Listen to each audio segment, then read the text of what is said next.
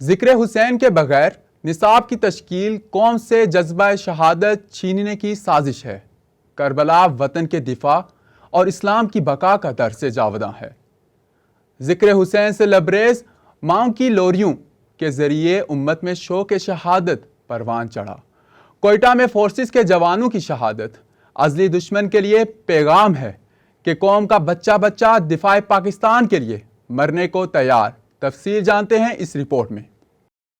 Supreme شیعہ علماء board کے سرپرست اعلیٰ قائد ملت جعفریہ آغا سید حامد علی شاہ موسوی نے کہا ہے کہ کوئٹہ میں فورسز کے جوانوں کی دہشت گرد حملے میں شہادت ازلی دشمن کے لیے پیغام ہے کہ قوم کا بچہ بچہ دفاع پاکستان کے لیے مرنے کو تیار ہے۔ کربلا وطن کے دفاع اور اسلام کی بقا کا درس جاوداں ہے۔ ذکر حسین کے بغیر یکساں نصاب کی تشکیل قوم سے جذبہ شہادت چھیننے کی سازش ہے۔ ازلی دشمن بھارت اپنی ناکامیوں کا بدلہ بلوچستان میں چکانا چاہتا ہے۔ ملک بھر میں متواتر دہشت گرد کارروائیاں کالعدم جماعتوں کو ملنے والی ڈھیل کا نتیجہ ہے۔ قوم کے بیٹے کب تک مصلحتوں کی بھینٹ چڑھتے رہیں گے؟ کالعدم تنظیموں کے رہنما کانفرنسیں کر رہے ہیں، بے گناہوں کو شیڈول 4 میں ڈال کر خانہ پوری کی جا رہی ہے۔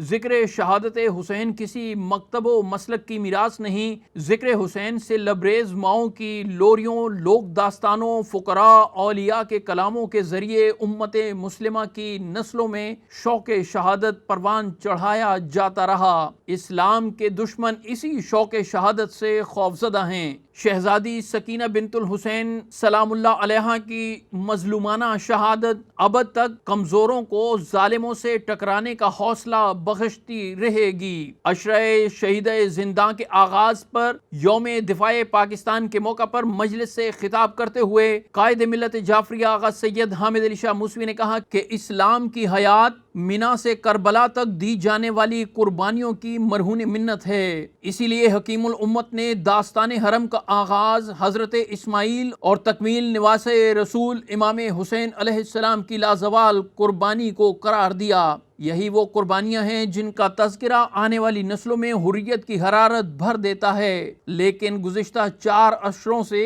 حسینیت کی بنیادوں پر کھڑے ہونے والے ملک پاکستان میں یہ روش چل نکلی ہے کہ کربلا کے درس حریت کو عام ہونے سے روکا جائے، جو پاکستان کے خلاف ایک گھنونی سازش ہے۔ آغا سید حامد علی شاہ موسوی نے کہا کہ چند ناسبی خارجی قوتوں نے امت کی وحدت و اخوت کی علامت اس مشترکہ میراث کو متنازع بنانے کی کوششیں شروع کر رکھی ہیں، جسے شیعہ سنی برادران نے پہلے بھی ناکام کیا، آئندہ بھی ناکام کریں گے۔ قائد ملت جعفریہ آغا سید حامد علی شاہ موسوی نے واضح کیا کہ یہ بات کسی سے ڈھکی چھپی نہیں کہ کالعدم جماعتیں دشمن کی سہولت کار ہیں، جو دشمن کے ڈالروں، پاؤنڈ اور درہموں، دینار و ریال کی خاطر مادر وطن کے امن و عزت و غیرت کا سودا کرتے رہے ہیں۔ بیرونی اعلی سے حکومتوں اور سیاستدانوں کی چشم پوشی کے سبب آج یہ پریشر گروپ اتنے طاقتور ہو چکے ہیں کہ ہر ادارے میں ان کے ہمدردوں نے بسیرا کر رکھا ہے۔ دیر پا امن کے لیے ضروری ہے کہ کالعدم جماعتوں اور ان کے پشت پناہ سہولت کاروں ہمدردوں کی بے خکنی کی جائے۔ قائد ملت جعفریہ آغا سید حامد علی شاہ موسوی نے کہا کہ ہم نے برستے بارود اور خودکش دھماکوں میں بھی نہ وطن سے وفاداری چھوڑی، نہ حسینیت کے علم پر آنچ آنے دی۔ آئندہ بھی کسی سازش و شرارت کو خاطر میں نہ لاتے ہوئے دین و وطن کی حرمت اور پاکیزہ عقائد کے تحفظ کے لیے ہر قربانی کے لیے تیار رہیں گے۔